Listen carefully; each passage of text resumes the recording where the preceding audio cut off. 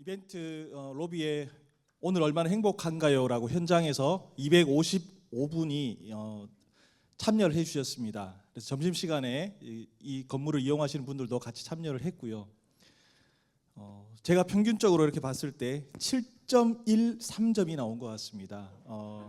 네, 10점에도 굉장히 많이 가 있고요. 네, 그래서 오늘 여기 참여하신 분들이 또 이 건물에 있는 분들이 많이 행복한 오후를 보내고 있는 것 같습니다. 영역별로 보시면 가족 공동체와 건강이 압도적으로 한 80개씩 높은 중요하다라는 이제 부분을 보여주셨습니다. 반증은 그만큼 이 부분이 많이 악화되었다라고 여기고 계시지 않나라는 생각이 들었는데요. 우리가 이 여러 영역들 중에서 특별히 좀 이 부분을 더 앞으로 관심을 가지고 삶의 질을 살펴봐야 되는 것 같습니다. 그리고 또 한 부분이 이제 나만의 행복 찾기에 대해서 앞서서 키워드를 말씀드렸었는데 실제 봤을 때 눈에 띄는 몇 가지가 있는데요. 삶의 질 측정 포럼에 참석할 수 있다는 것 자체가 나를 너무 행복하게 한다라는 분이 계셔서 저희가 상품을 안 드릴 수가 없었고요. 그리고 통계 문제 풀기, 측정 변수 복기 이런 부분이 있었습니다. 그리고 또 좀 특이한 부분은 아직까지 찾고 있는 중이다. 이런 분들에게도 좀 격려하는 차원에서 저희가 일부러 선정을 했고요. 그리고 또 커피 마시면서 행복을 느끼는 분들께도 또 일부 저희가 쿠폰을 드렸습니다. 선정하기도 하고 또 뭐 무작위로도 하기도 해서 저희가 30분 선정을 해드렸는데요. 다 같이 박수로 축하드립니다. 이 자리에 계실지도 모르겠네요. 네. 당첨자분들은 추후에 따로 연락을 드리도록 하겠습니다. 그리고 특히 하나 이게 퇴근 또는 이제 금요일 저녁부터 행복이 찾아온다라는 분들이 많았습니다.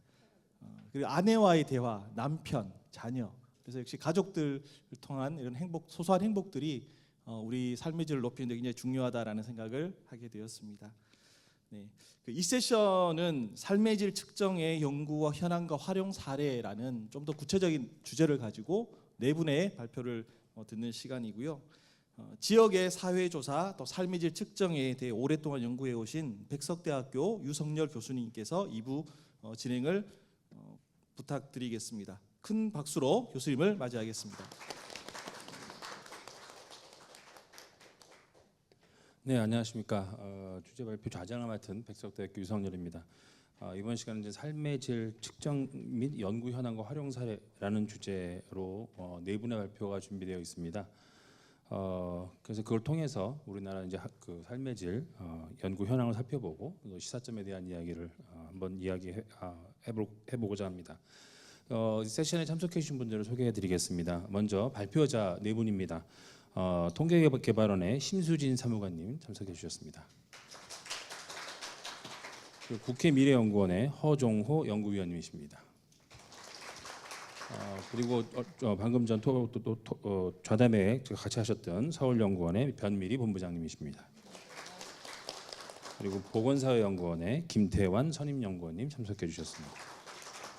종합토론은 세 분이 참여를 해주십니다. 근데 이제 고려대학교의 구교준 교수님은 오늘 참석을 못하셔서 온라인 때 이제 같이 하실 거고요. 그리고 한국보건사연구원의 김성화 부연구원님 참석해 주셨습니다. 그리고 오늘 전체 사회를 해주셨던 통계개발원의 최바울 실장님께서 토론해 주시겠습니다.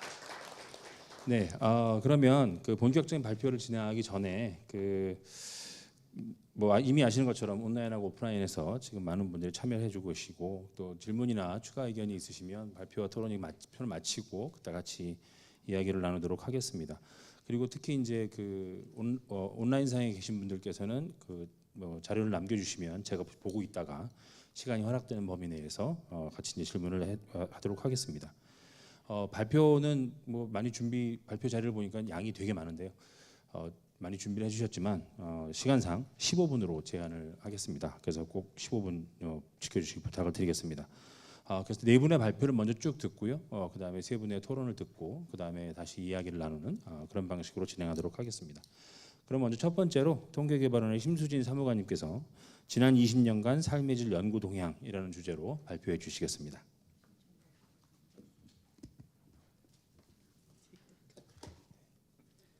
네, 네, 안녕하세요. 통계개발원의 심수진입니다.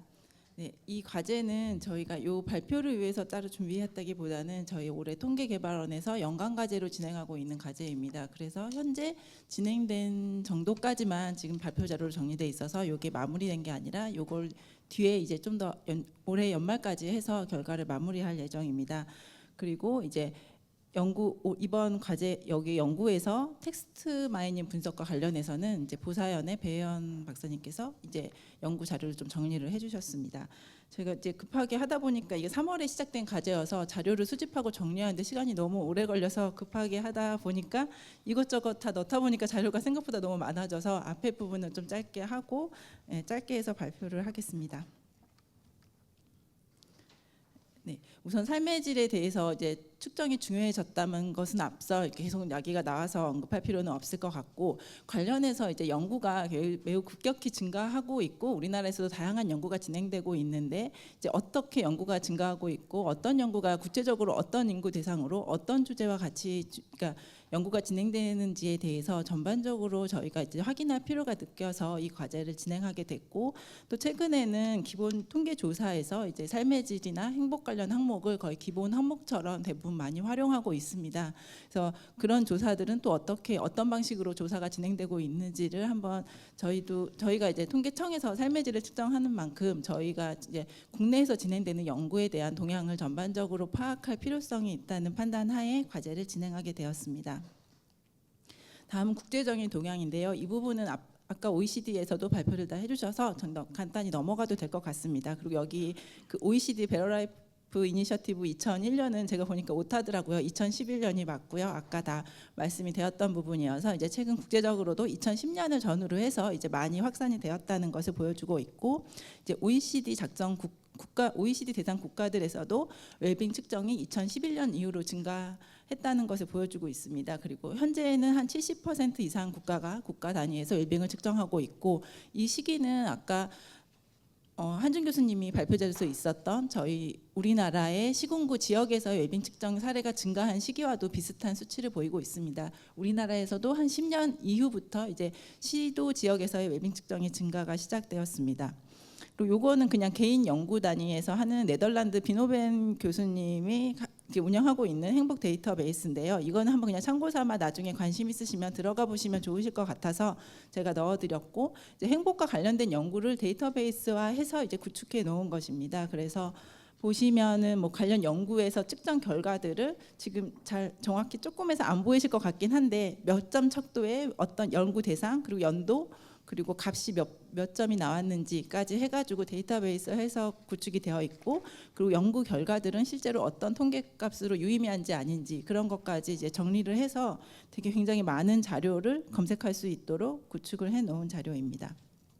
그래서 국내에서의 연구 결과인데요. 저희가 이번은 어쨌든 국내 연구를 찾으면서 한번 찾아본 자료인데, 삶의 질과 웰빙과 관련해서 이제 문헌 연구나 메타 분석 관련 연구들은 이제 최근에 많이 이루어졌긴 했지만 저희가 여기서 보이는 것처럼 대부분 특정 인구 집단을 대상으로 하거나 특정 주제를 대상으로 한 연구들이 대부분이었습니다. 그리고 기간도 이렇게 장기간에 걸쳐서 한 거는 없었기 때문에 저희가 이거 좀 해볼 필요가 있겠다라는 판단을 더 하게 되었습니다.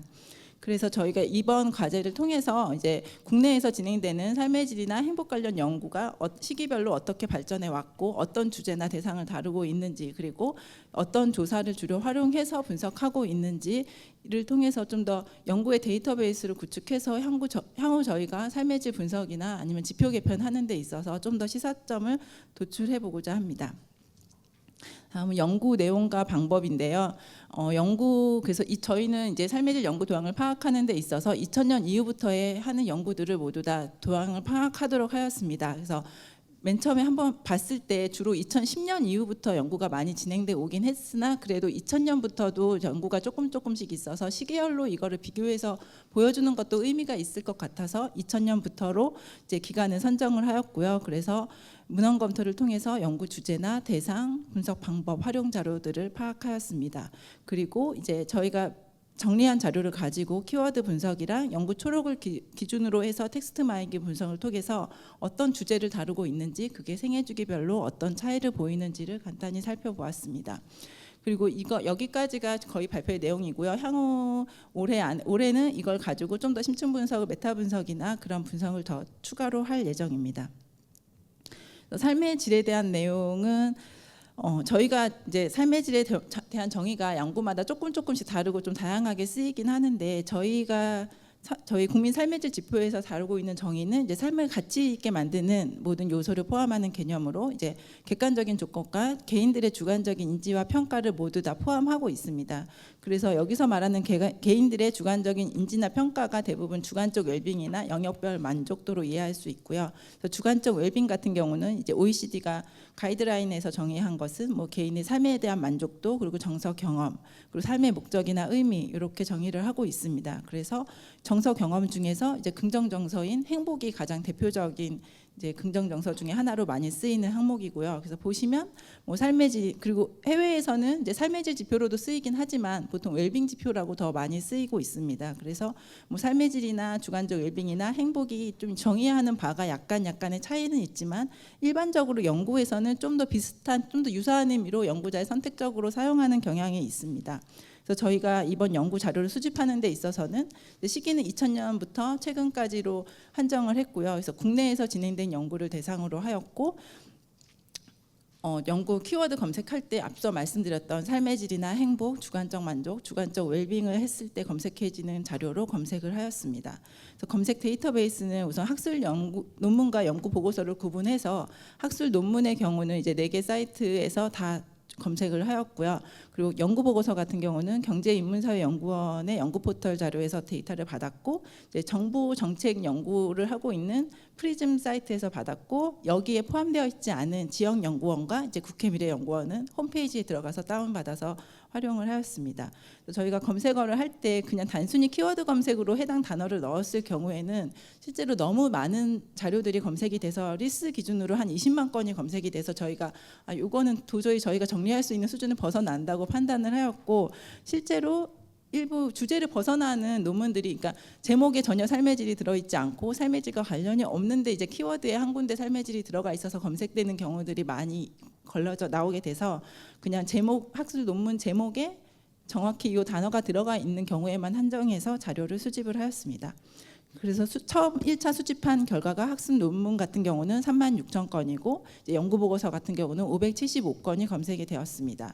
거기에서 이제 중복 자료, 그러니까 학술 논문 같은 경우는 각 사이트별로 중복되는 경우가 많아서 중복 자료를 삭제하고 뭐 간단한 기고문이나 발표 자료집 정도는 삭제한 다음에 검토한 게 13,000건 학술 논문 같은 경우는 그렇고 이제 연구 보고서는 537건이고요. 그거를 가지고 저희가 실제로 이제 분석에서 사용할 자료를 선정하는 작업을 하였습니다. 그래서 요거는 연구 제목이나 초록을 확인해서 저희가 생각하고 있는 삶의 질과 적정한지, 그러니까 한국 사회의 삶의 질을 전반적으로 보여줄 수 있고 시사점을 도출할 수 있는지, 그러니까 너무 특정 대상을 중심으로 한 연구는 제외를 해왔고요. 그리고 이 연구의 목적이 삶의 질과 관련돼 있는 논문만을 포함하였습니다. 실제로 뭐 삶의 질 단어가 들어가 있지만 실제로 다른 것을 주로 설명하면서 삶의 질이 조금 언급된다거나 그런 것은 제외를 하였습니다.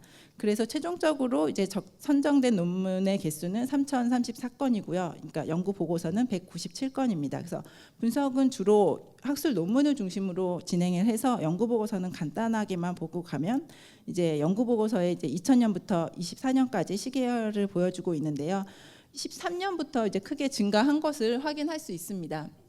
13년부터 증가의 주요 내용은 이제 13년부터 지역 행복 생활권이라는 용어의 이제 연구 보고서들이 많이 증가하기 시작해서 급격히 증가한 것을 확인할 수 있고 이외에도 이제 여기서 부적정이라고 돼 있는 것은 저희 연구 범위랑 좀 다른 부분을 말하는데요. 여기에는 뭐 행복도시, 행복주택 관련 보고서들이 주를 이루고 있습니다.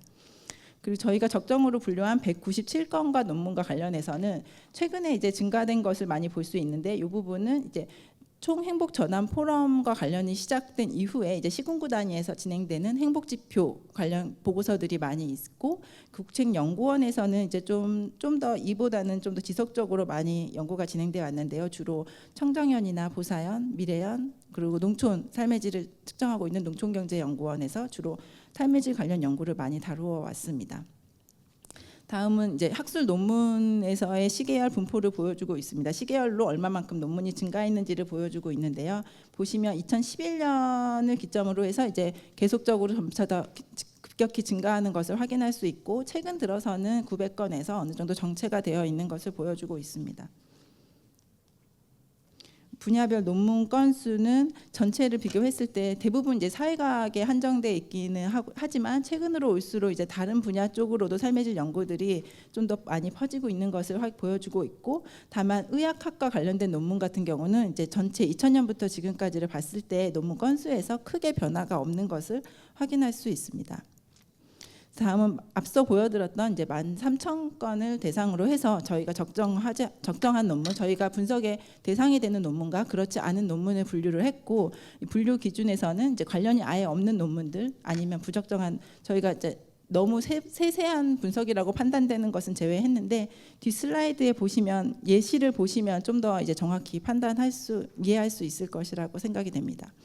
그래서 이렇게 분류를 한 3,000건의 논문을 가지고 이제 성별이나 이제 연구를 성별로 구분해서 하고 있는지, 아니면 연령이나 특정 대상으로 한 연구인지, 그리고 분석 방법이 어떤지, 그리고 어떤 조사 자료를 썼는지를 각각을 뭐 제목이나 초록을 보고 분류를 했고, 뭐 초록에서 이러한 것이 언급이 안 돼 있는 초록들도 있어서 그런 경우에는 일부는 원문을 확인했습니다. 근데 그 중에도 일부 원문 확인이 안 되는 논문이 한 40건 이내여서 그 부분은 제외를 하고 이제 집계를 하였습니다. 그래서 보시면 요거는 적정 논문을 대상으로 봤을 때 시계열이 아까 봤던 것보다 좀 더 2011년 이후에 더 급격히 증가하는 것을 보여주고 있고, 이제 2018년부터는 좀 정체되어 있다가 최근에 22년, 23년에 이제 또 다시 증가를 했습니다. 이 부분은 아마 이제 코로나 이후에 이제 코로나와 관련된 삶의 질 연구들이 좀 더 증가한 게 아닐까라고 생각을 해보고 있는데, 저희도 세세적으로 아직 다 자료를 본 건 아니어서 그렇게 짐작이 되는 것이고요. 여기서 보면은 대부분 이제 질적 연구는 없고 대부분 양적 연구인 것을 확인할 수 있습니다. 다음은 이제 연령대별로 어떤 생애 주기 연령을 다루고 있는지, 이거는 전체 인구 집단을 비교한 거는 전체 인구 대상으로 저희가 구분을 했고요. 이제 고령자만의 삶의 질을 다루고 있는 경우, 뭐 학생만 다루고 있는 경우로 해서 구분한 것입니다. 그래서 보시면 2000년부터 쭉 했을 때 다 고령자가 거의 대부분인 것을, 고령자의 비율이 굉장히 과거부터 지금까지 많은 것을 확인할 수 있고, 최근으로 오면서 이제 학생들이 좀 학생이나 다른 좀 연구 대상이 다양화된 것을 확인할 수 있습니다. 특히 청년 같은 경우는 18년부터 이제 연구가 증가하고 있는 것을 확인하였습니다. 그리고 양적 분석 연구 논문 중에서 이제 개별 조사를 활용한, 개별 조사라는 건 연구자가 자신이 직접 조사를 해서 수행한 연구를 말하는데요. 이 활용한 연구의 비율을 보시면 과거 10년 이전에는 거의 90%에 이를 정도로 대부분 개별 조사였으면 최근으로 올수록 그 비율이 점점 줄어들고 있습니다. 그래서 점점 이제 분석에서 활용할 수 있는 다양한 조사들이 많이 증가했는 것을 확인할 수 있습니다. 그래서 이렇게 조사가 증가했음에도 불구하고 전체를 보면은 유아나 이제 대학생 관련, 그리고 중년층 관련해서는 활용한 개별 조사의 비율이 여전히 높은 것을 보여주고 있습니다. 특히 대학생 같은 경우는, 이거는 저희가 뭐 짐작했을 바로는 연구진이 대학생은 쉽게 이제 접근할 수 있는 대상이어서 아무래도 개별 조사의 비율이 많았을 거라고 짐작할 수 있습니다. 다음은 행위 주기별로 이제 활용되는 조사의 흔을 보여주고 있고요. 다음은 이제 특정 계층을 대상으로 분석한 논문의 숫자를 보여주고 있는데요. 전반 최근으로 올수록 뭐 1인 가구나 근로자, 이제 다문화 관련해서 이제 논문이 증가한 것을 확인할 수 있습니다. 다음은 저희가 이제 키워드를 가지고 이제 어떤 단어들이 주로 많이 언급되고 있는지를 생애 주기별로 비교를 한 것입니다. 여기서 보시면 주로 이제 행복이나 당연히 삶의 질이 많기 때문에 이러한 단어를 이제 제거하고 나서 보여진 게 다음과 같은 표이고요.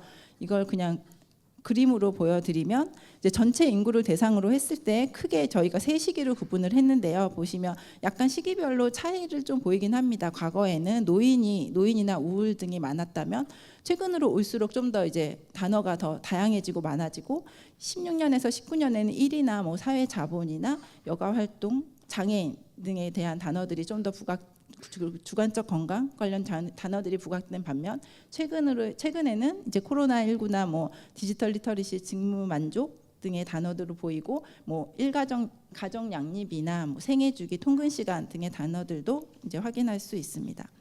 다음은 이제 노인을 대상으로 한 것도 이제 워낙 논문이 많다 보니 시기별로 구분을 해봤는데요. 이제 과거에는 노인이 농촌 노인이나 여성 노인, 뭐 사회적 지지나 우울이 대부분이었던 반면 이제 16년에서 19년으로 오면서 중고령이나 뭐 주관적 건강도 보이고 좀 더 단어가 다양해진 것을 확인할 수 있고요. 이렇게 중고령이 본 거는 아무래도 노인의 평균 수명이 증가하면서 좀 더 이제 노인을 세분화해서 보는 연구가 늘어났기 때문에 중고령이란 단어가 이제 부각된 것 같고, 최근에는 디지털 리터러시가 기존이랑 다르게 좀 더 부각돼서 드러나고 있습니다.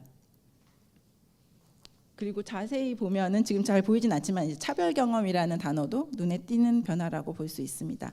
다음 이제 생애 주기별로 이제 여기서 아동 청소년이랑 대학생 청년은 묶어서 봤는데요. 좀 드러나는 특징은 청년의 경우에는 1인 가구나 1 사회관계가 좀 드러나 있고, 중년 같은 경우는 노후 준비, 그리고 중년 여성이나 중년 남성 등 성별로 비교해 보는 연구들, 그리고 학생 아동 같은 경우는 이제 학교 관련 단어들이 많이 언급되고 있습니다.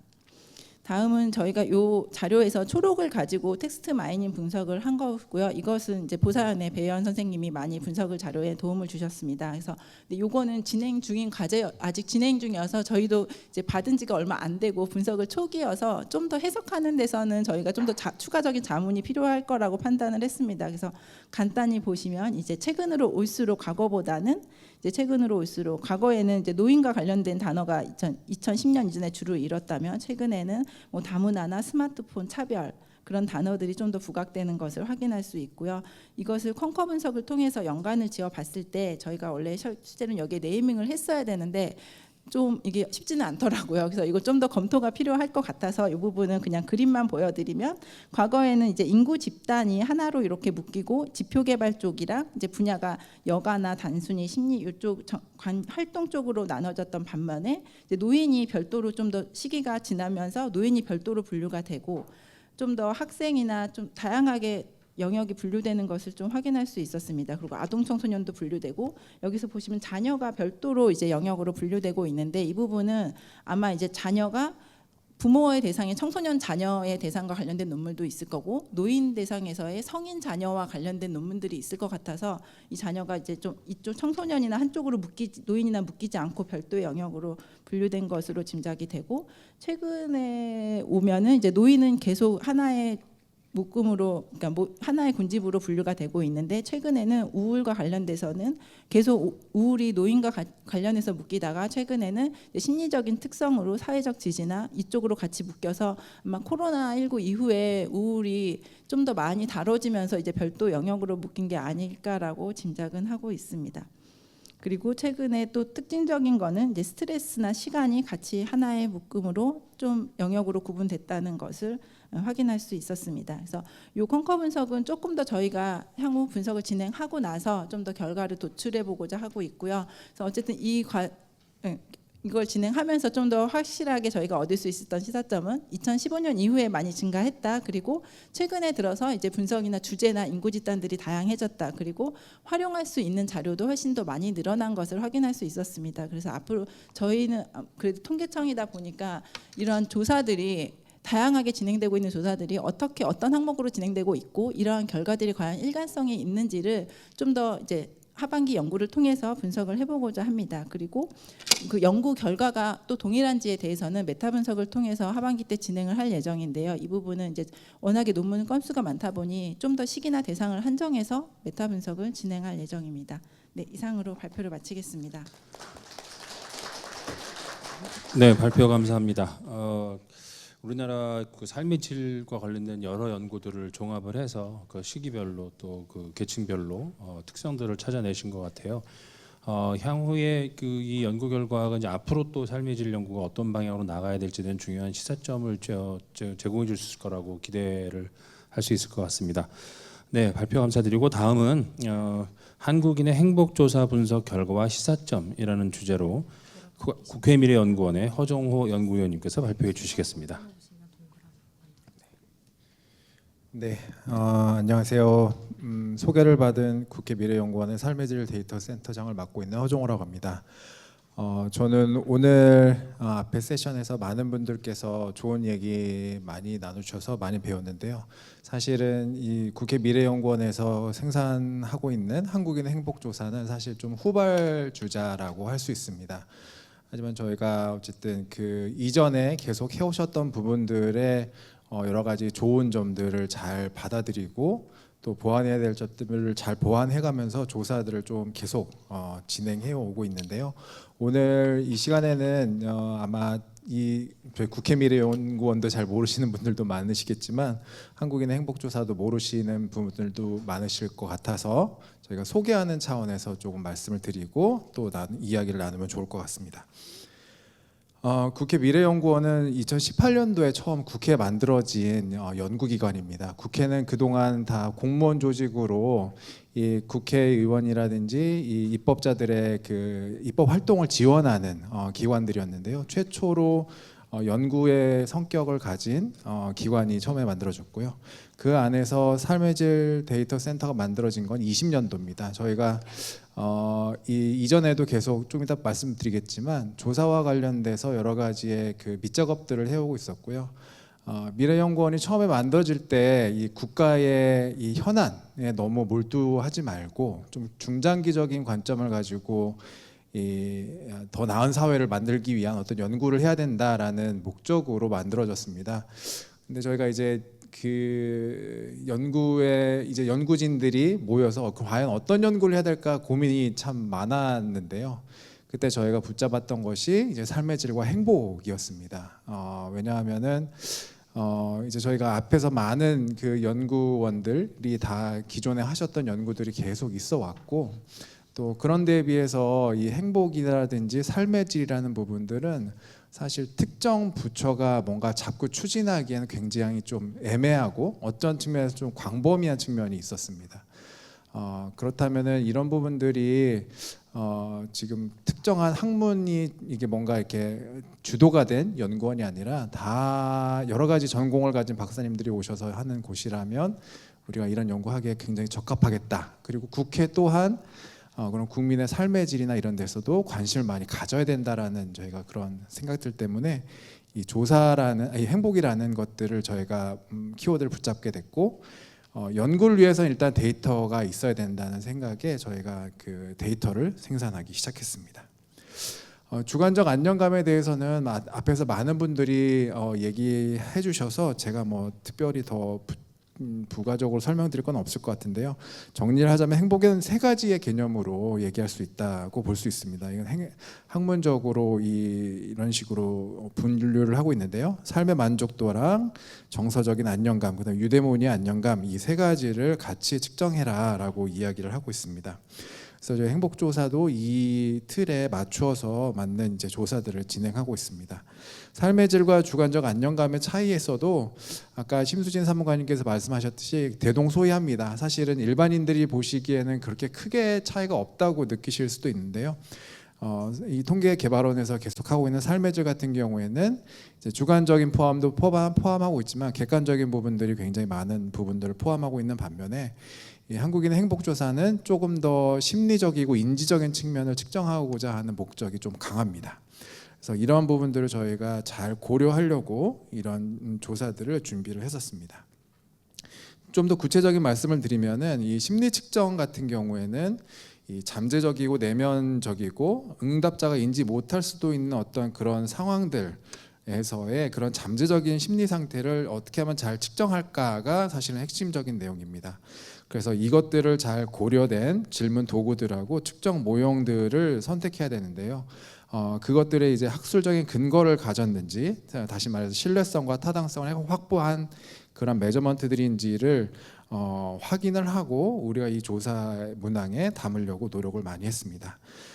주관적 안정감 영역에서도 마찬가지로 여러 측정 도구들이 이미 개발된 것들이 있었고요. 그런 부분들이 OECD의 주관적 안정감 측정 가이드라인, 첫 번째 그 OECD 발표에서 소개했었던 그 가이드라인을 저희가 충실하게 따라서 조사를 하려고 노력을 했습니다. 그 측정 가이드라인을 보시면은 여러 가지의 어떤 목적들이 있고요. 이런 이 주관적 안정감이 가지고 있는 이 세 가지의 카테고리에 적절한 문항이 무엇인지를 이제 제안을 하고 있습니다. 그리고 그거에 대한 권고 사항으로서 말씀드렸던 그런 타당도가 높은 측정도구를 사용해야 되며, 조사 방법에 대해서는 뭐 이렇게 해야 된다라는 여러 가지의 내용과 방법, 또 분석 시 고려해야 되는 여러 가지 상황들이 있습니다. 그래서 대표적으로 말씀을 드리면은 이 조사 방법에 있어서는 일관적인 측정을 하려고 저희가 이 행복의 문항에 대해서는 노력을 많이 했고요. 그리고 적절한 응답 형태나 문항 순서, 설문 형식, 뭐 설문 시행 시간 이런 것들을 저희가 좀 고려를 하려고 노력을 많이 했습니다. 그래서 이 OECD 가이드라인에서 사실 제시하고 있는 여러 문항들은 영어로 되어 있는 문항이고, 이것들을 저희가 이 한국어로 번역할 때 굉장히 세심하게, 왜냐하면 아까 말씀드렸던 심리 측정이 가진 이 특성들 때문에 뉘앙스가 바뀌면은 그런 부분들에 대한 답이 바뀔 수 있기 때문에 최대한 저희가 고려를 하려고 노력을 했고, 그래서 통계개발원과의 MOU를 통해서 인지 면접 등을 통해서 저희가 번역하고 역번역됐던 설문들에 대해서 다시 검토하고 인증하는 그런 확인하는 그런 절차들도 저희가 거쳤습니다. 그리고 이 측정 내용과 방법에서 얘기하고 있는 것처럼 설문 초반에 저희가 주관적 안정감에 대한 질문들을 묻도록 이렇게 배치가 되어 있고, 관련된 공변인들, 뭐 쉽게 말해서 영향을 미칠 것 같은 요인들에 대한 문항들도 저희가 좀 풍부하게 포함을 시키려고 노력을 했습니다. 그래서 아까 말씀드렸듯이 여러 가지 이 행복과 삶의 질과 관련된 측정이 필요하다라는 여러 가지 이 세계적인 추세가 있었고요. 말씀드렸듯이 행복이라는 것이 부처 통합적인 성격을 가지다 보니까 딱히 어느 주무부처가 이 책임이다라고 말하기가 쉽지 않았습니다. 그래서 저희가 그러한 어떤 이런 사각지대를 저희가 잘 이제 자리를 잡고 이제 조사를 하기 시작했습니다. 행복 연구의 과제 목표는 이 다음과 같습니다. 한국인의 행복 수준과 불평등 크기를 좀 추적할 필요가 있겠다. 그리고 두 번째, 그것들을 통해서 다양한 사회 현상을 예측하는 것이 필요하겠다. 세 번째는 행복 수준과 불평등을 결정하는 여러 가지 요인들이 무엇인지 파악하는 데에 쓰이면 좋겠고, 네 번째는 국민 행복 수준을 높이기 위한 정책 대안을 발굴하는 데까지 나아가면 좋겠다라는 것이 저희 조사의 목표였습니다. 경과를 소개해 드리면요, 2018년도에 저희가 이제 개원하면서 삶의 질과 행복에 관련된 이 분석하기 위한 프레임워크를 저희가 이제 자체적으로 좀 개발을 했고요. 2019년도에는 설문 도구를 개발하는 연구를 진행을 했습니다. 그리고 2020년도에 저희가 예비조사 성격으로 전국에 한 8,000가구 가까운 개인으로서는 한 14,000명 정도의 대상으로 저희가 전국 단위로 조사를 실시했었습니다. 이때 이제 통계개발원과 MOU를 통해서 인지 면접 등을 통해서 설문을 저희가 확정하고 그 조사가 진행이 되었습니다. 그 뒤로 21년, 22년, 23년, 1, 2, 3차년도에 거쳐서 계속 조사가 이루어졌고요.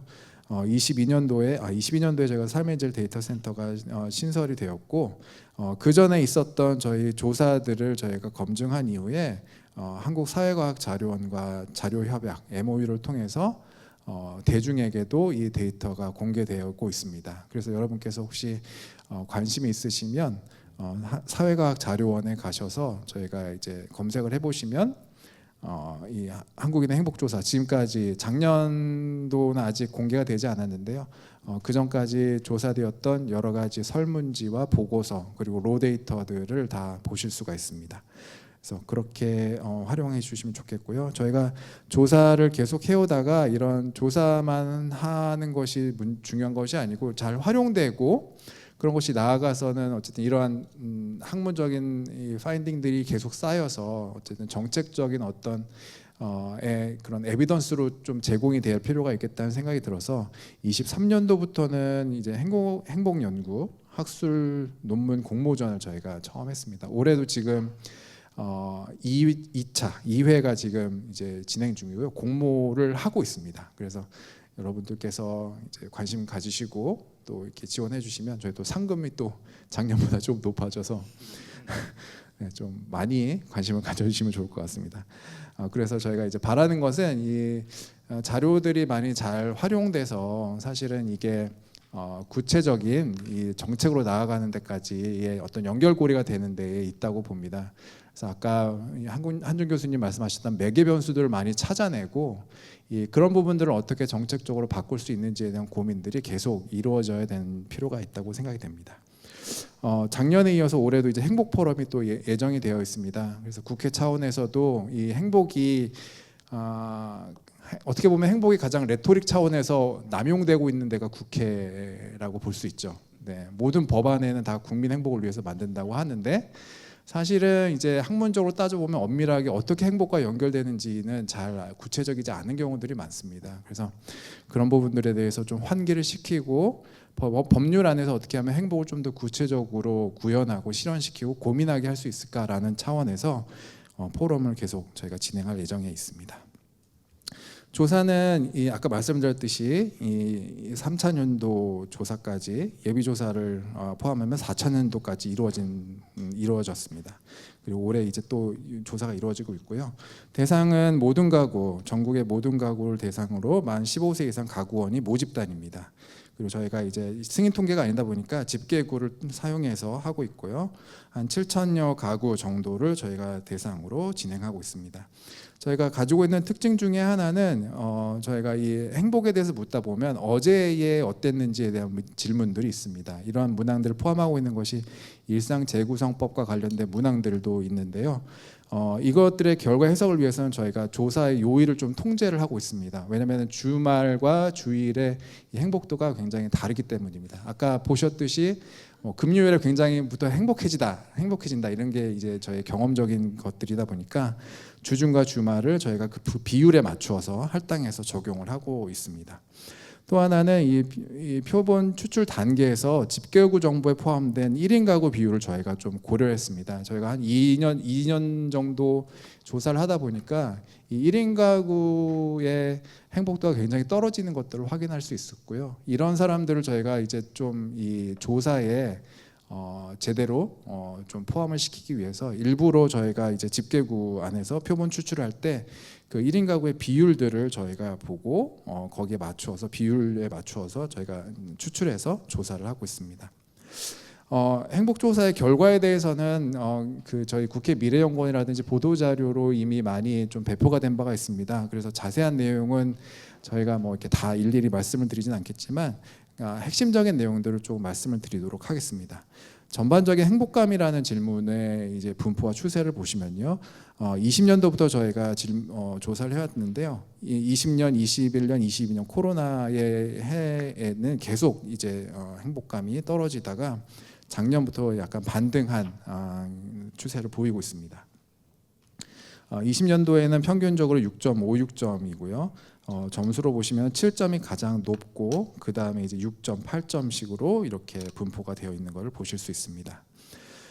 연령에 따라서는 한국인 특유의 역유자형을 좀 보여주고 있습니다. 다른 이 선진국의 경우에는 대부분 30대가 굉장히 제일 낮은 바닥을 보여주고 있는데 행복감에 그걸 저희가 이제 뭐 유추해 보면은 사실 이제 그 생애 주기에 따른 여러 가지 책임감들이 그때 몰려 있기 때문인 거라고 볼 수 있는데요. 우리나라는 이제 정반대의 모습을 보여주고 있습니다. 아까 말씀드렸던 중년의 경우도 30대에 비해서 굉장히 많이 떨어지고 있고요. 60대는 더 많이 떨어지는 이 역유자형을 보여주고 있습니다. 이 연령에 따른 것들을 연도별로 보시면은 23년도, 22년도와 좀 비슷한데요. 10대와 40대 행복감이 좀 감소하고 60대 행복감은 좀 증가하는 추세를 보일 수가 있습니다. 학력과 직업과의 유무에 따라서도 격차들을 좀 보실 수 있습니다. 학력이 높을수록 행복감이 증가하는 형태를 보여주고 있고요.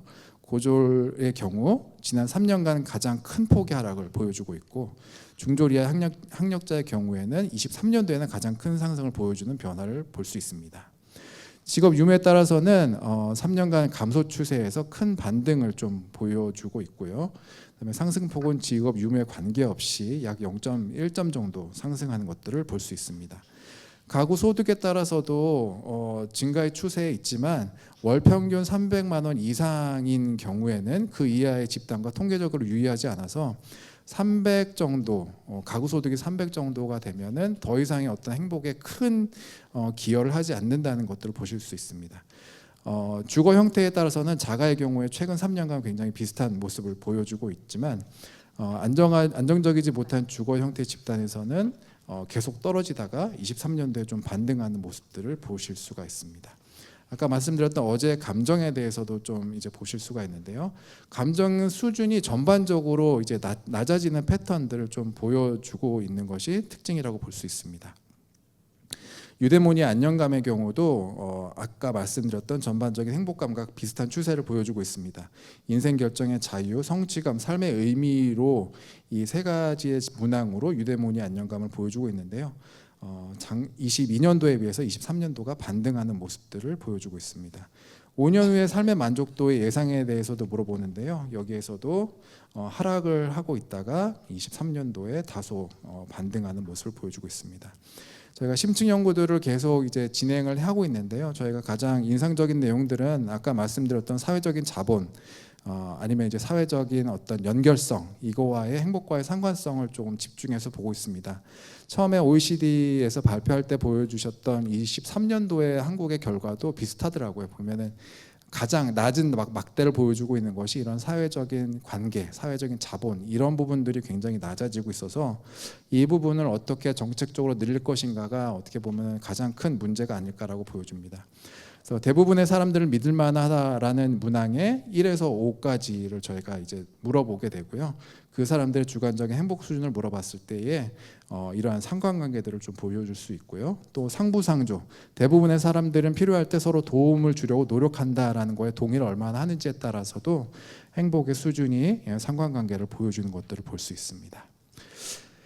네, 성과 및 향후 추진 방향을 말씀드리면 저희가 어쨌든 작은 조직이고 어쨌든 조사를 근근히 해가는 상황이다 보니까 홍보에도 좀 열심히 노력을 하고 여러 가지 활용들을 내부적으로 하고 있는 것들이 있고요.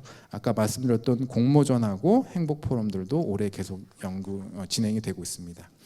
저희가 장기적으로 보면은 이 통계청에서 이제 승인 통계화를 저희가 계속 진행해 왔고 아마 이제 조금 있으면 아마 좋은 소식을 또 들을 수 있지 않을까 기대를 좀 하고 있습니다. 이것들을 통해서 좀 안정된 예산과 인력을 좀 더 확보하고 잘 활용이 될 수 있도록 질적으로 높이는 노력들을 좀 하려고 하고 있고요.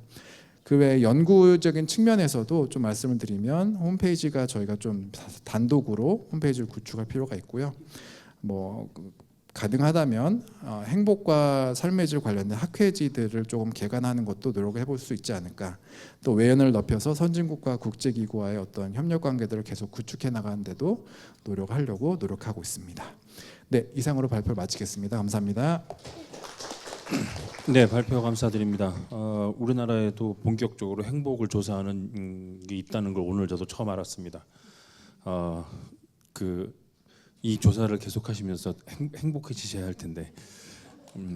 근데 아마 올해는 저기 상금이 올랐다고 하니까 아마 결혼 잘 되지 않을까 기대를 해보겠습니다.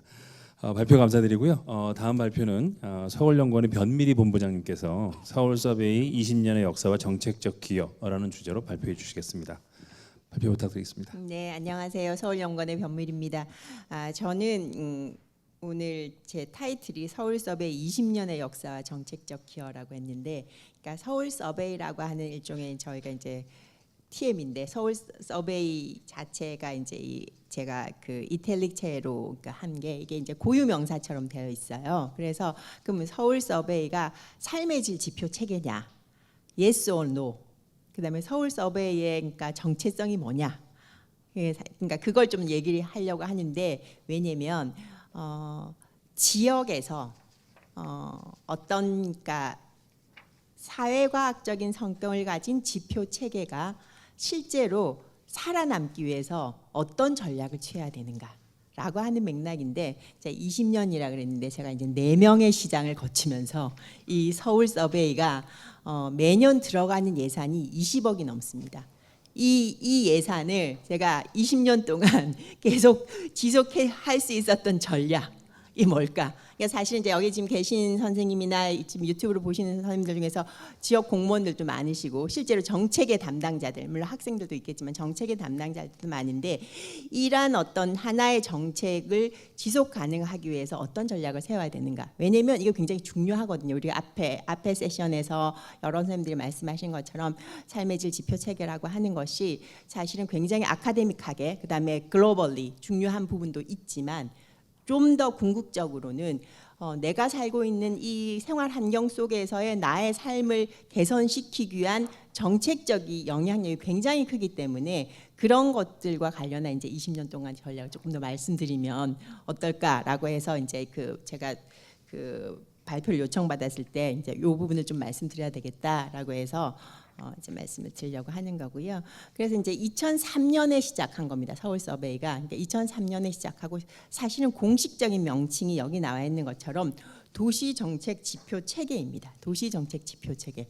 그러니까 이게 삶의 질 지표 체계하고 똑같나? 뭐 이제 이 부분들을 이제 조금 더 좀 이따 말씀드리려고 하는데, 그러니까 처음 서울 서베이가 지금 2023년, 2024년 기준으로 뭘 하는 거냐면 여기 나와 있는 것처럼 글로벌 도시 환경에서 도시 경쟁력을 높이고 시민의 삶의 질을 높이는 굉장히 그러니까 중요한 근거이다. 이게 이제 서울 서베이 도시 정책 지표의 목표거든요. 그래서 도시 공간의 특성을 반영하고 아까 그러니까 지역적 서울이라고 하는 도시 공간의 특성을 반영해서 시정 운영의 중요한 판단 근거로 만들어야 된다. 그러니까 그런 데이터가 20년 전에 없었습니다. 그래서 이걸 만들어야겠다라고 하는 게 부분이고, 그러니까 지금 현재 시점도 있고 중장기적으로 도시 변화를 분석하는 도시 모니터링 체계가 이제 서울 서베이입니다. 그래서 여기 나와 있는 것처럼 목표는 어떤 이 체계 지표 체계의 목표는 시민들의 삶의 질과 생활상 여러 가지 생활상 그다음에 시민들의 가치와 의식 이런 현안 등에 대해서 저희가 1년 단위로 주기적인 조사를 통해서 시민들의 삶의 질 상태를 모니터링하는 게 첫 번째 목표이고, 두 번째는 나와 있는 것처럼 민선 8개가 지금이거든요. 이게 2023년에 지금 제시된 거니까 시정 환경의 변화 등을 반영한 정책 지표가 이 안에 들어 있습니다. 정책 지표 들어 있고, 그다음에 결국은 그것들의 어떤 총합으로서 합리적이고 과학적인 시점, 약간 미사여구이긴 하지만 데이터에 근거한 정책을 제언한다. 이게 이제 서울 서베이가 갖고 있는 이 지금 현재 시점에서의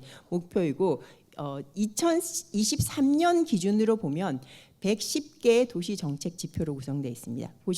도시 정책 지표로 구성되어 있고, 그다음에 역할은 지금 나와 있는 것처럼 가구, 주거, 세대 계층, 경제, 복지, 교통, 환경, 가치 의식 등 사실은 우리가 삶의 질 지표 체계를 구성하고 있는 여러 영역들을 거의 포괄하고 있는 그러니까 지표 체계이고, 그래서 이게 실제로는 정책의 레퍼런스로 쓰고, 그다음에 시민들에게 그러니까 정책의 유저로서의 시민들 혹은 대상으로서의 시민들에게 일종의 우리가 얘기하는 그러니까 커뮤니케이션을 통해서 정부 신뢰, 그러니까 도시 정부의 신뢰를 높인다. 그러니까 그런 게 이제 기본적인 목적인데, 이게 지금 현재의 어떤 현황인데, 그러면 20년을 쫙 백으로 돌아가서 지금 이 슬라이드가 제가 2003년에 만든 슬라이드입니다. 사실 제가 이제 틀만 바꾸고, 그러니까 폰트만 바꾸고 내용은 그대로 있는 거거든요. 여기에 보시면 그 당시에 그러니까 삶의 질 지표 체계도 사실은 앞서 이제 이재현 선생님께서 무에서 유를 창조하셨다고 했는데, 특히나 이 지방 정부, 서울이라고 하는 캐피탈이라고 하는 굉장히 큰 자산을 갖고 있는 도시 정부에서도 사실은 그냥 감으로 정책을 했던 거죠. 20년 전에는. 그래서 제가 이제 항상 예로 그런 말씀을 드리는데, 20년 전에 MB 시장이 서울에서 하루에 버려지는 음식물 쓰레기가 얼마쯤 되지? 라고 이제 시장단 회의에서 질문을 했더니 환경 관련 담당 국장이 8조 원쯤 됩니다라고 얘기를 했대요. 그래서 무슨 근거로 그 얘기를 하나 했더니 제가 정책해봤더니 알고 있습니다라고 얘기를 했다는 거예요.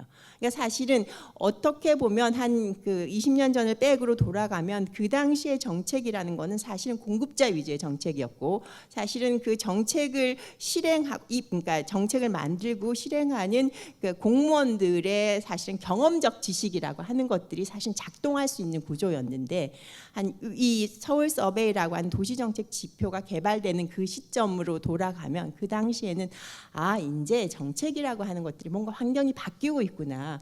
그래서 뭔가 데이터에 근거한 정책이라는 게 이제 필요할 시점이 됐다. 그럼 데이터를 무조건 모으면 안 되지 않느냐. 결국 데이터를 어떤 기준을 가지고서 모을 건가라고 하는 것이 우리가 지표라고 하는 그 기준인 거고, 그래서 이제 도시정책 지표라고 하는 그 큰 틀에, 그러니까 서울의 삶의 질 지표체가 좀 들어가 있었다, 그런 말씀을 좀 드릴 수 있을 것 같은데요.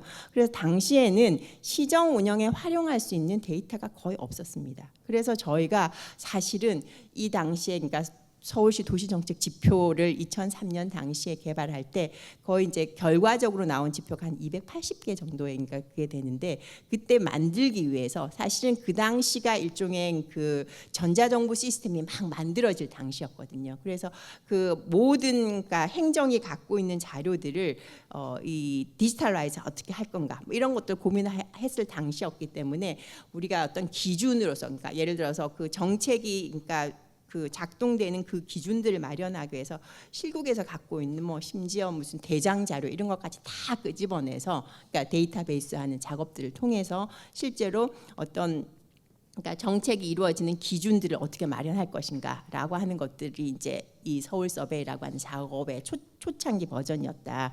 그래서 여기에 보시면 그 서울시 도시정책 지표 개발이라고 하는 과정이, 그러니까 개발의 기본 방향을 어떻게 정할 건가. 그 다음에 사실은 뒷부분에 나오긴 할 것 같은데, 사실은 그 우리가 삶의 질 지표 체계를 구성하고 있는 각 영역들이 있는데, 그 영역들이 실제로 정책이 이루어지는 단위하고 맞는 것도 있고 안 맞는 것도 있습니다. 예를 들어서 뭐 주거 이러면은 뭐 국토부가 될 수 있고, 우리 그러니까 서울시를 얘기하면 주택국, 이렇게 맞는 부분이 있고, 사실은 가치화 의식 이런 부분들 뭐 기조실에서 담당해야 되나, 누가 담당해야 되나, 이런 부분들이 있거든요. 그래서 사실은 이 지표 체계의 구성을 어떻게 할 건가도 사실은 굉장히 큰 고민이었습니다. 그래서 그 과정에서 이제 결국은 도시정책 지표라고 하는 것이 다른 외국에서는 어떻게 하고 있지? 다른 외국, 예를 들어서 저희가 이제 도시단에서 어떤 정책을 만드는 과정이었으니까, 그러면 비슷한 인구 규모의 어떤 글로벌 도시라고 하면 뭐 뉴욕이나 뭐 런던이나 좀 큰 도시 도쿄나 이런 도시들에서는 그런 이 시민의 삶의 질 지표를 포함한 도시정책 지표라고 하는 틀을 갖고 있는가, 뭐 이제 그런 리뷰들을 쭉 하고, 그다음에 실제로 그 각 영역에서 각 실국에서 그러면 이 정책이 시민들의 삶의 질에 영향을 주는 기준들이 뭘까? 다 이제 인터뷰를 하고, 근데 그런 프레임을 만든 다음에, 그러면 사실은 우리가 이제 그 지표라고 하는 기준을 만들고 나면 그 지표가 데이터가 없으면 사실 그러니까 무용지물이잖아요. 그래서 그럼 그 데이터 중에서 지표가 만약에 200 몇십 개가 만들어졌으면 그 지표 체계 중에서 우리가 행정 자료로 갖다 쓸 수 있는 건 뭘까라고 하는 것들을 확인을 하고, 나머지 행정 자료가 없는 것들은 사실은 우리가 지금 사회조사처럼 서베이를 하자, 이제 그런 방향으로 쭉 가서, 그 다음에 이 슬라이드도 그러니까 2003년 당시의 슬라이드인데, 결국은 이러한 어떤 지표 체계라고 하는 것들은 지속 가능성과 그 다음에 모니터링과 그 다음에 그 결과들을 잘 보여줄 수 있는 거에 대해서 데이터 웨어하우스는 어떻게 가져갈 건가, 우리가 흔히 얘기하는 정보, 그러니까 시스템으로서 이걸 어떻게 구축할 건가. 사실 초기에는 굉장히 전체 엄청난 이제 비전을 가지고서 이제 만들었고요. 그래서 이 흐름에서 사실은 2003년 당시에 안 된 거는 여기 나와 있는 그 데이터 웨어하우스라고 하는 그 시스템을 2003년에 못 만들었지, 나머지 것들은 이 흐름에 따라서 쭉 만든 거죠. 그래서 그 지금 현재 그 서울 서베이라고 하는 도시정책 지표를 시민들에게 데이터를 서비스하고 하는 것들은 다 되고 있는 상황이다. 이제 이런 부분들을 그러니까 말씀드릴 수 있을 것 같고요. 그래서 요게 그러니까 지금 이 도시정책 지표 개발이라고 하는 것들은 결국은 시민들의 삶의 상태를 모니터링하고 의사결정 기초 자료로 쓰고 시정 목표 달성의 평가를 위한 기초 자료도 쓰고, 그러니까 사실은 초기에 이 단계의 목적이 뭐였냐면, 최고 의사결정자들이 정책을 결정할 때 실국에서 올라오는 일종의 그러니까 왜곡된 자료가 아니라 객관적인 어떤 그 자료를 최고 의사결정자한테 보고하는 그런 목적으로 사실은 만든 겁니다. 그래서 사실은 왜 이렇게 만들었느냐, 삶의 질 지표 체계의 라고 하는 것이 독립적으로 만들어져 있으면 사실은 서바이벌하기 굉장히 어렵습니다. 그러니까 특히나 이 그 도시단에서는 이 정책의 레퍼런스로 쓰는데 활용되지 않으면 그게 지속 가능하기 굉장히 어렵다. 그래서 사실은 여기 저희가 이제 이거는 이제 그 당시 했던 여러 가지 그 레퍼런스들이고 도시 정책 지표를 이 지금 여기에 분야 제가 말씀드리고 싶은 게 분야 교육 사회복지, 교육, 행정, 환경, 문화 이런 식으로 만들었다가 그 당시에 처음 보고한 형태는 그러니까 보고서의 형태로 나온 거는 결국은 시정의 목표를 어느 정도 달성할 건가 이런 걸로 그러니까 초기 버전에서는 그렇게 나온 거죠. 그렇게 쭉 나와서 뭐 여기에 나와 있는 것처럼 이 각각의 영역이 지금 왼쪽 컬럼에 나와 있는 각각의 영역이 그 당시에 그러니까 시정이 지향하는 어떤 목표들이거든요. 그것들을 이 지표를 통해서 어떻게 모니터링하고 그다음에 모자라는 부분들을 어떻게 이제 밝혀줄 것인가라는 부분으로 이제 쭉 진행을 했고요. 근데 실제로 이제 그 지표를 보면 지금 삶의 질 지표가 커버하는 영역하고 거의 다 들어가 있는 부분이라고 말씀드릴 수 있을 것 같고, 그러니까 그런 식으로 3분은 그 제가 요점을 말씀드릴 수 있으니까 그래서 이제 그 당시에 초기에는 이러다가 이게 몇 년 진행되면서 사실은 앞서 뭐 그 지역사회 지표의 어떤 부각도 되고 있었고 그 다음에는 사실은 그러니까 이 시정 비전에 따라서 지표 체계를 바꾸는 거는 사실은 바뀔 때마다 4년마다 바뀌어야 되잖아요. 그래서 이제 저희가 이제 이원화시키는 그러니까 서울 여기서 보면 2007년쯤에 저희가 서울의 사회상 조사라는 것하고 도시정책 지표를 이원화했다는 것이 그러니까 사회상 조사라고 하는 것이 삶의 질 지표 쪽에 조금 더 가까운 그 형태로 작업을 하고 일종의 그러니까 그 정책을 평가하는 것들은 조금 더 독립시키는 그런 형태로 진행을 쭉 해오면서 이 도시정책 지표를 지속 가능하게 만든 그 과정이었다. 그 말씀 좀 드릴 수 있을 것 같고요. 그래서 지금 현재 시점에는 그 서울 서베이라고 하는 것이 100개의 지표체계로 되어 있는데 그 중에서 한 3분의 2 정도는 행정자료 백업이 되고 그 다음에 여기에 나와 있는 이 4가지 조사 지금은 오른쪽에 있는 사업체 조사와 외국인 투자 사업체 조사는 2015년까지만 하고 그 위에는 이 경제 파트 조사로 넘어갔거든요. 그래서 이 서울 서베이가 커버하는 것은 시민 조사, 그러니까 2만 가구의 15세 이상 가구원 한 4만 5천 명 정도의 전수 조사와 그다음에 외국인, 서울에 머무는 외국인들에 대한 조사 그것들을 기본으로 해서 서울 시민들의 삶의 질을 평가하고 정책적인 성과를 보여주는 그러니까 그런 방향으로 진행되고 있다라고 말씀드릴 수 있을 것 같고요. 그래서 그 과정에서 실제로 이 2007년부터 저희가 서울의 사회상이라고 그래서 이건 그러니까 시민의 삶의 질 상태를 보여주는 주제들을 발굴하고 그 주제들이 이 해에 가장 서울이 주목해야 되는 것이고 이 부분에서 사실은 뭔가 그게 불평등이든 격차든 아니면은 무슨 그 정책이 제대로 작동하지 않는 방식이든 그런 부분이 있으니 이 부분에 대한 정책적인 어떤 그 개발이 필요하다 이런 식으로 좀 되어 있는 거고요.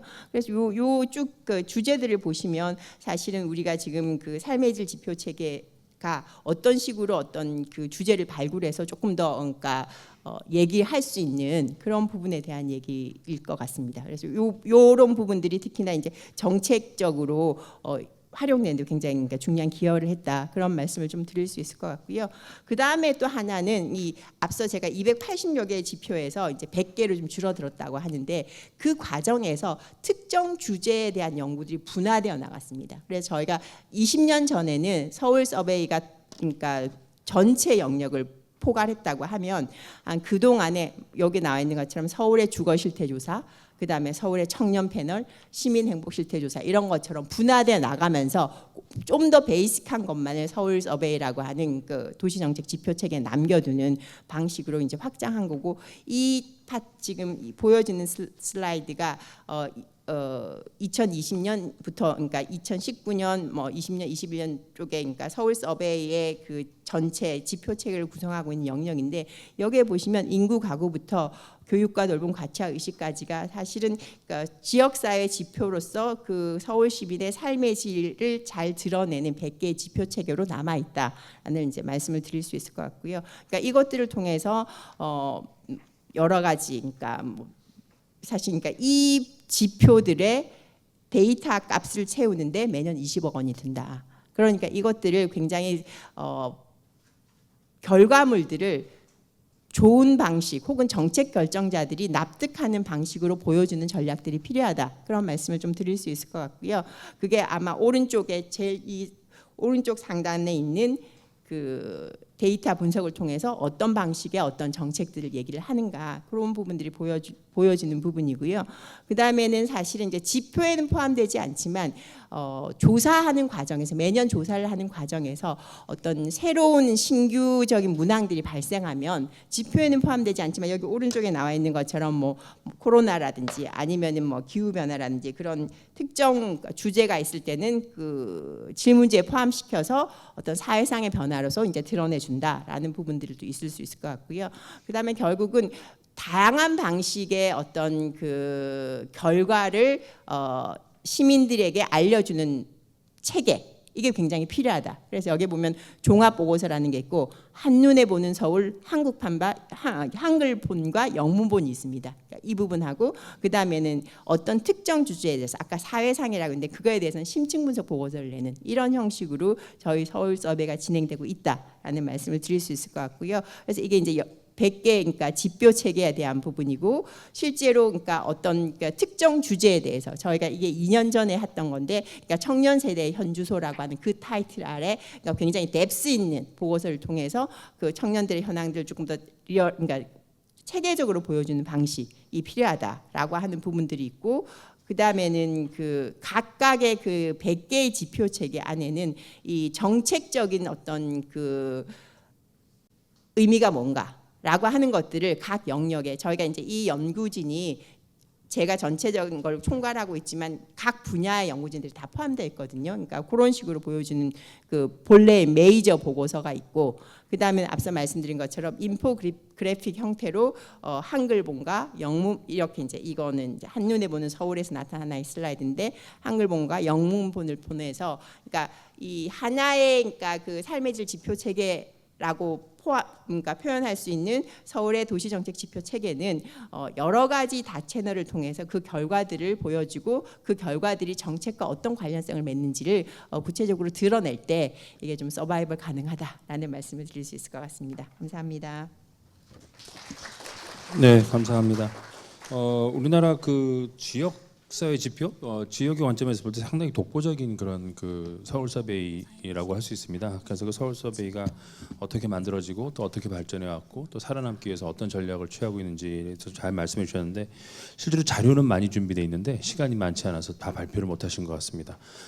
자료를 참고하시면 좀 더 흥미로운 것들을 많이 보실 수 있을 거라고 생각이 듭니다. 발표 감사드리고요. 이제 마지막 발표입니다. 마지막 발표는 한국보건사회연구원의 김태환 선임연구원님께서 농어촌 삶의 질 지표 지수 측정 및 활용이라는 주제로 발표해 주시겠습니다. 예, 반갑습니다. 한국보건사회 김태환입니다. 오늘 이 뜻깊은 자리에 이제 참여할 수 있는 기회를 주셔서 감사드립니다. 원래 저는 연구가 분배랑 공공부조, 농어촌 복지 이런 것들을 주로 연구하고 있고 삶의 질 쪽은 이제 농업위에서 농특위에서 좀 이런 의뢰를 하면서 처음 접근했고 또 여기 계신 교수님, 박사님들의 논문 이런 것들 많이 보면서 이제 많이 배울 수가 있었습니다.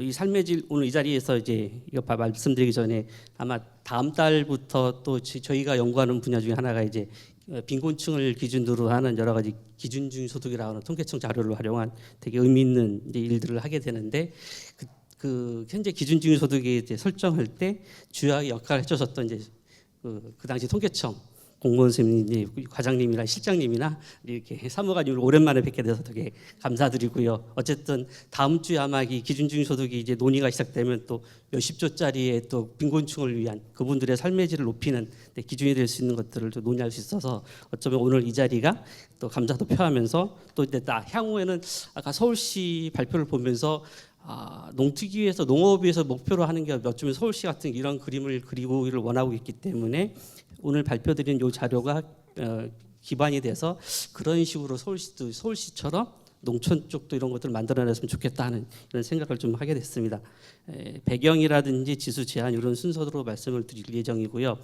아마 이 농업위에서 이런 농어촌 삶의 질 지수를 만들 가장 큰 이유는 뒤에도 말씀드리겠지만 2004년부터 그 우루과이 라운드라든지 농촌의 이제 대외 시장 개방 때문에 농촌 주민들의 소득이 떨어지니까 그걸 보완하기 위해서 삶의 질 기본 계획이라는 것을 이제 수립한 바가 있습니다. 근데 그게 한 20여 년 뒤 정도 이렇게 쭉 삶의 질 기본 계획을 수립했음에도 불구하고 지금 자료에도 보시듯이 생활 만족도라든지 오히려 지금 이제 농촌의 인구가 줄고 특히 이제 지금 의료 파업할 때도 많이 나오지만 농촌에 계신 어르신들이 보건복지 이런 쪽에 접근할 때도 되게 어려운, 원래 목표는 그런 시설들을 잘 만들어서 살기 좋은 농촌을 만들고자 했는데 그것이 잘 해결되지 못하는 이런 것들을 많이 경험을 하고 있고요.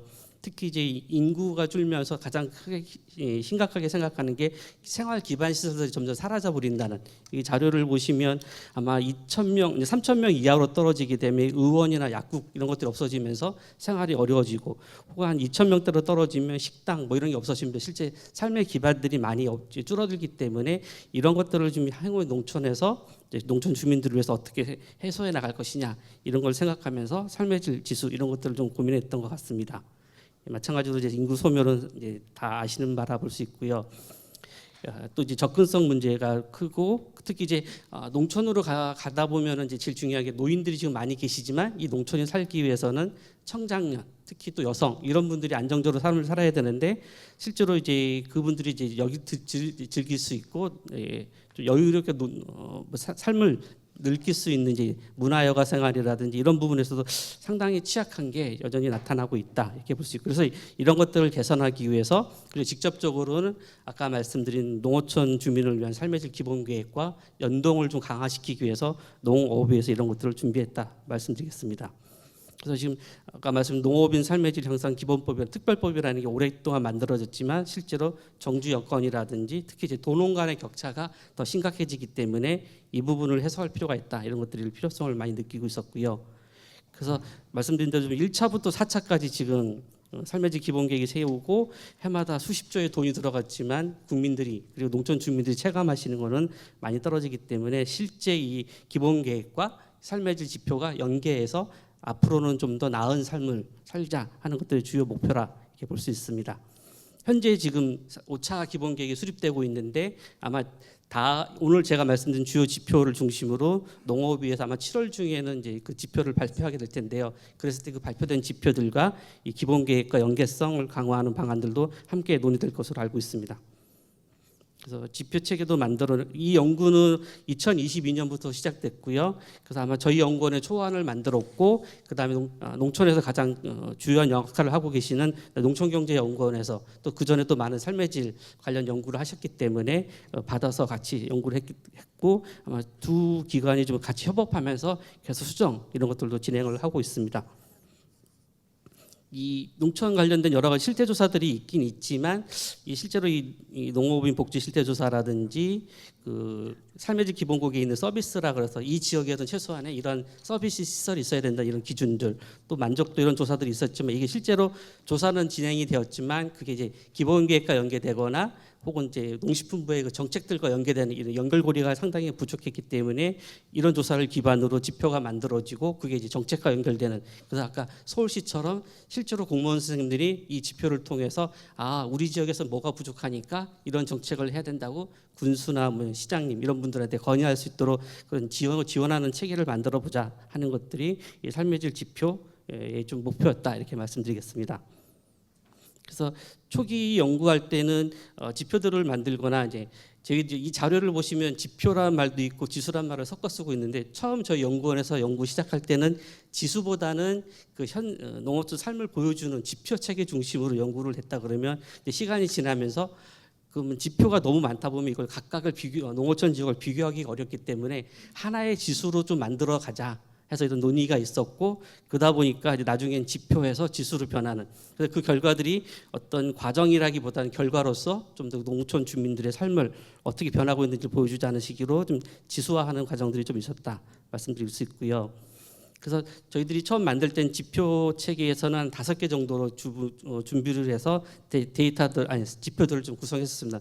그래서 경제, 보건복지, 환경안전, 문화공동체, 지속가능. 그러니까 저희들은 이렇게 제안했고 그 이후에 농촌경제연구원에서 또 저 다른 전문가들과 협업하면서 지속가능이라는 말보다는 지역회복으로 좀 수정을 했고 저희들이 초기 한 15개를 제안했고 그것을 좀 수정하면서 마지막에 저희들은 18개를 이제 제안한 바가 있는데 그 이후에 이제 또 농어업에서 추가적으로 전문가분들, 농어업의 위원님들이 논의하면서 현재는 20개 정도의 지표로 구성되어 있습니다.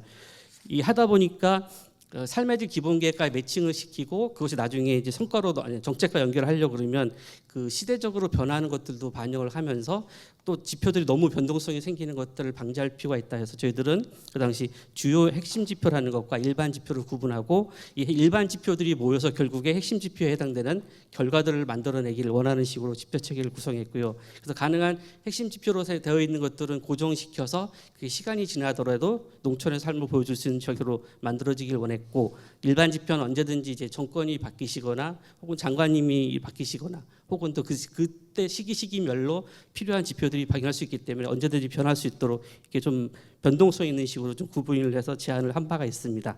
그래서 보시면 한 처음에 이렇게 5개, 20개 정도를 넣었는데 더 진하게 칠한 게 결국에는 핵심 지표로서 이거는 가능한 고정시켜서 보고 싶다 했는 건데요. 예를 들어 경제 영역에서는 고용률이라든지 기업체 규수라든지 접근성 이런 것들 넣었는데 이것들이 모이면 결국에 그 지역의 소득이라든지 삶의 질을 높인다 이렇게 생각해서 총선사를 넣었는데 원래는 경제 영역에서 가장 넣고 싶었던 건 소득인데 아시겠지만 지금 통계청에서 대표하는 데이터 중에서 시군구 한 240개 시군구를 대표하는 소득 자료가 없기 때문에 우선 대안으로 지역 촌생사를 넣고 그래서 우리 내부 논의 과정에서 농어부에서 직접 조사하는 것도 어떠냐 아까 서울시라든지 행복지수 하셨던 국회처럼 이런 것도 고민했는데 그러기 하기에는 또 비슷한 지표들을 또 여러 기관이 동일하게 생산하는 것도 문제가 되고 그리고 이제 이 소득이라는 데이터를 한 기관이 240개 시군구를 조사하는 것도 거의 쉽지가 않기 때문에 우선은 초창기에 이렇게 대리지표식으로 좀 넣었던 것들이 있습니다. 그래서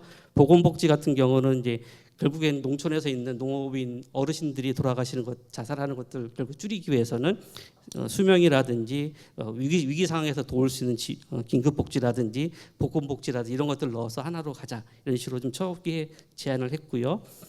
그래서 이 지표들은 가능한 볼 때 아까 교수님들이라든지 박사님들께서 해주신 여기 우리나라 행복지수라든지 OECD 자료라든지 국회 자료라든지 이것들 하면서 가능한 매칭을 시키려고 좀 노력을 했고 결국에 그거는 그 5년 단위로 수립되는 삶의 질 기본계획과 연계하는 것들을 좀 목표로 진행을 했었습니다.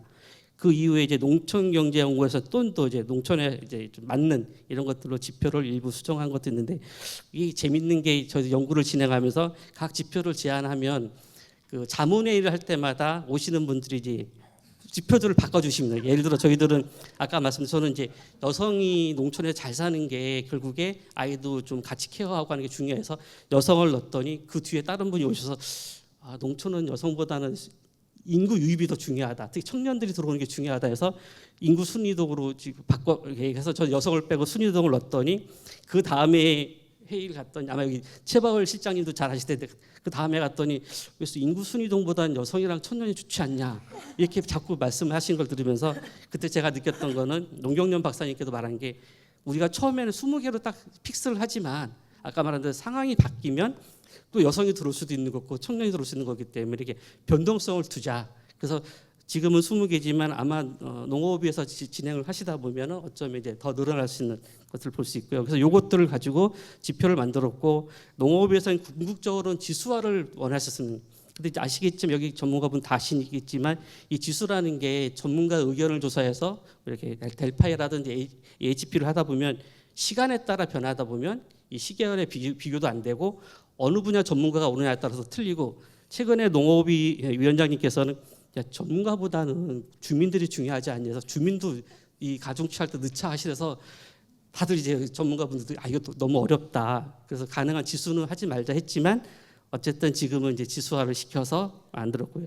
중요한 걸 하나 빼먹었는데 다 아시겠지만 이 행복지수를 저희들이 삶의 질 지수를 만들 때 처음에는 전문 연구기관인 저희 연구원이나 농촌경제연구원에서 데이터 집어넣고 지수를 만들 수 있지만 그걸 매년 용역을 할 수는 없습니다. 나중에 결국에 농업위에 계신 공무원 선생님들께서 데이터를 받아서 써야 되기 때문에 가능한 자체 조사를 배제하는 식으로 해서 농업에서 자체적으로 할 수 있도록 그러다 보니까 이 가중치도 가능한 심플하게 가자 이렇게 제안을 하긴 했지만 그렇게 되지는 못하고 좀 자꾸 변하고 있는 안타까운 게 있고요. 그래서 지금 보시면 이 초기는 이런 식으로 가중치가 나왔지만 최근에 가봤더니 또 바뀌어 있더라고요. 그래서 아마 다음에 나오는 지표에서는 또 가중치가 바뀔 수가 있어서 그렇기 때문에 가능한 아마 OECD라든지 유엔이나 이런 것처럼 안정적 가중치를 만들 수 있는 방안이 좀 만들어질 필요가 있다 이렇게 좀 느끼고 있습니다. 이 결과들을 보시면 아마 7월 달에는 직접 시군구 이름이 들어간 상태로 이제 나올 텐데요. 보시면 종합지수에서는 이제 경기도의 어떤 시, 그다음에 세종시라든지 군 단위에서 인천의 어떤 지역, 언덕군, 울산의 어떤 군들이 이렇게 좀 나왔고요.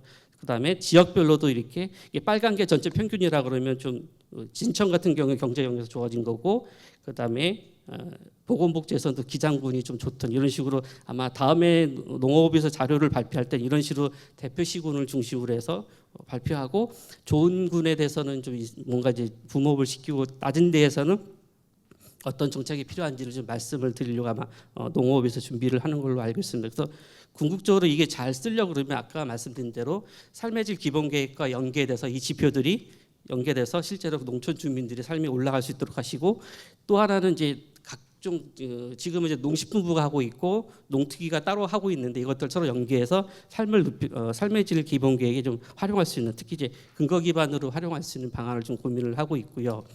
그다음에 이게 삶의 질서를 저희들이 연구를 하고 만들긴 했지만 아직 법적 기반이 좀 취약합니다. 그래서 지금 지방시대위원회인가 거기 보면 거기 이런 법이 들어가 있고 복지부의 사회보장 기본법 통계 이런 것들이 있듯이 아마 농업위에서도 이것들을 지금 농업 삶의 질 기본법에다가 통계를 집어넣는 식으로 해서 안정성을 취하려고 고민을 하고 있고요.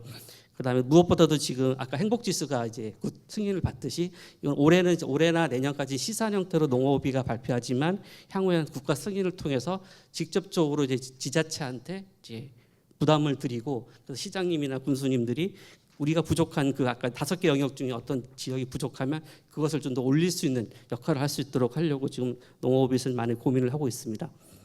그래서 아까 말씀드린 지금 데이터 팀도 만들고 관리위원회도 주축하고 그리고 이제 있듯이 국회라든 이런 쪽과도 협업을 만들려고도 하고 있고, 근데 이제 지자체에서는 이제 처음에 내가 등수가 나쁘면 기분만 나쁘고 그걸로 끝나는데 그게 아니라 기분도 나쁜 상태에서 좀 컨설팅을 해서 붐을 올릴 수 있는 것도 고민을 하고 있고, 높은 지역에 대해서는 나름대로 재정적 인센티브도 주려고도 고민을 하는데 아직까지는 이제 구체화되진 않지만 이런 부분들을 고민을 하고 있고요.